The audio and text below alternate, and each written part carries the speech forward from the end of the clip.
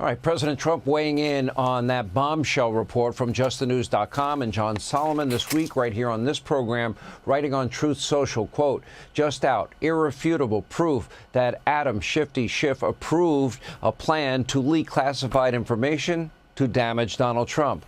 And now we have more breaking news on the origins of the Russian hoax. Fox News Digital revealing an email tonight from the former director of national intelligence, that's James Clapper. He is discussing the report on Russian interference in the 2016 election. The intel community was preparing for President Obama. And he writes, quote, we may have to compromise on our normal modalities since we must do this on such a compressed schedule. So in other words, they're willing to break all their rules just to create the Russian hoax, even though the original assessment said, no, there was no Trump-Russia collusion. It was phony from the beginning. And with more breaking news, John Solomon, justthenews.com. He's the founder, editor-in-chief, and chief investigative reporter.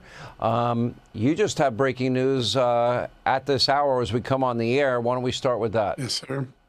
Yeah, so we now have a timeline that the FBI has had for more than 8 years showing repeated political interference in a career FBI agent's efforts to investigate corruption, pay-to-play allegations against the Clinton Foundation. This timeline confirms that three separate FBI offices had opened investigations. One was a fully predicated criminal investigation. Two were preliminaries to determine if a full criminal should begin.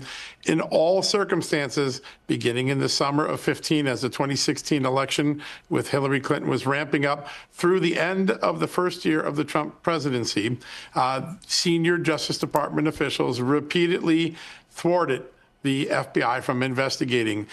When Donald Trump was chanting, lock her up on Hillary Clinton, Sally Yates was chanting back to the FBI, shut it down. She gave them an explicit instruction for the FBI to stop investigating Hillary Clinton.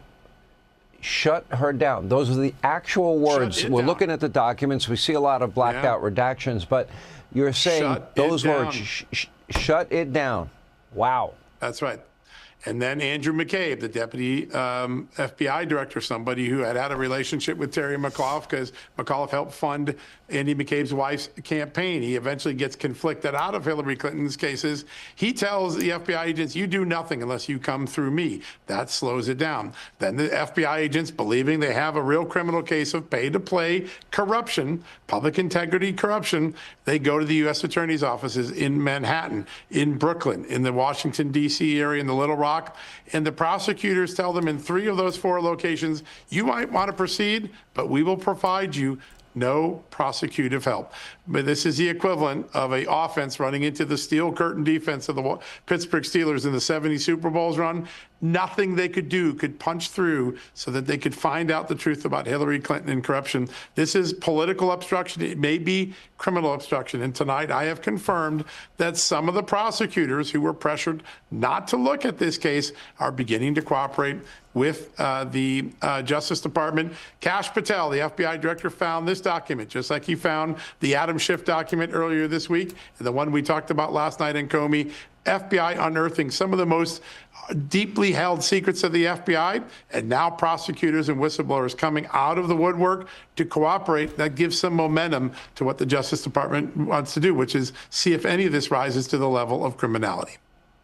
This is an amazing development. I never like to overpromise and underdeliver, but if ever there was going to be prosecution between what Tulsi is doing, what the CIA director Ratcliffe is doing, what Kash is doing, what Pam is doing, it seems like a criminal case. The odds keep increasing dramatically every day.